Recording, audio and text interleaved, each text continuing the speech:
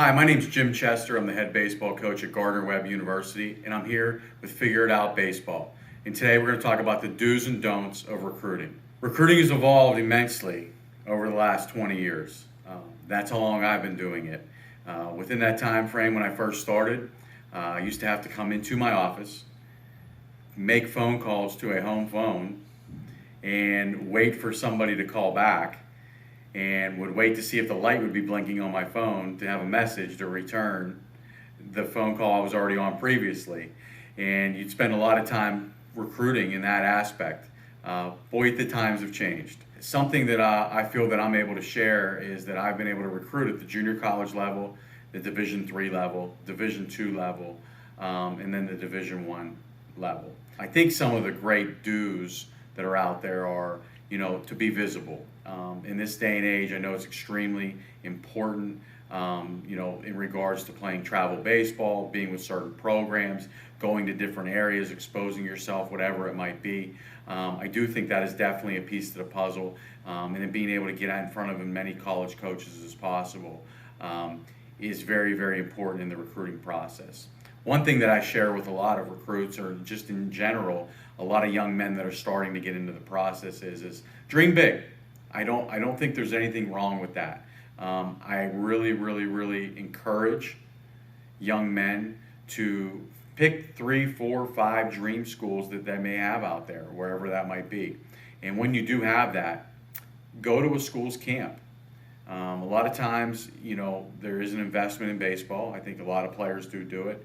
But instead of maybe, doing some type of tournament or doing something else, I think taking the investment and going to a school's camp is extremely beneficial for, a young player, and especially the school of your choice.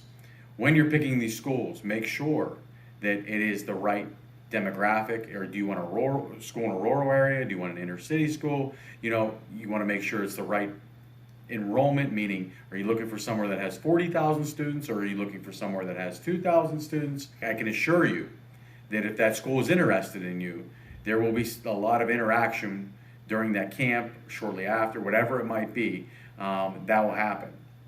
What this helps you do is identify the level that you can play at.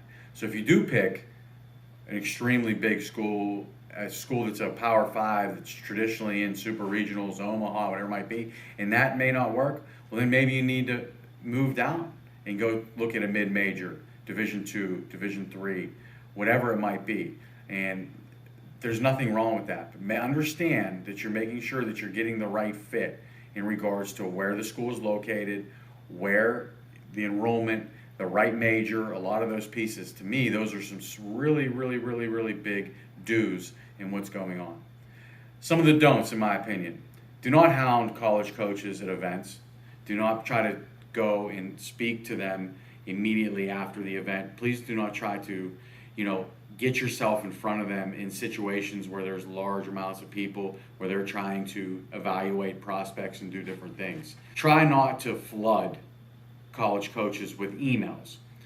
On an average, I would say a head college coach probably gets 100 to 150 emails a day in some instances, with prospects in regards to whether it's a personal email, recruiting service, whatever it might be. It's cumbersome, and it is difficult for us to filter.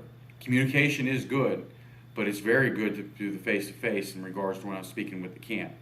I'd say definitely a don't would be to flood. An introduction, some video, no doubt on that end, but if it's constant and it's coming in all the time, it can make things extremely jumbled and very difficult for college coaches to go and decipher what they need to do as far as moving forward, as far as it goes. To summarize what I just spoke about, the do's in regards to recruiting: make sure that you find the right institution. Make sure that you really focus on the size of the school, the location of it, the major, and really, it'll really give you a great gauge, and really narrow down where specifically you feel you could see yourself spending 4 or 5 years. Within that, really try to attend one of their camps, and really get a gauge. And as you filter through the camps, it's really going to allow you to know what level you may be able to play at as far as that goes. As far as the don'ts go, really try to, in recruiting events, not to hound coaches after the event. Try not to get in front of them and make it a situation where, you know what I mean, you're pressing upon them. And also try not to flood the email inbox of the coaches. One email, an introduction, an explanation of where you're going to be, some video in that regards is outstanding, but a constant day-to-day trying to communicate can really be something that could throw off the recruiting process.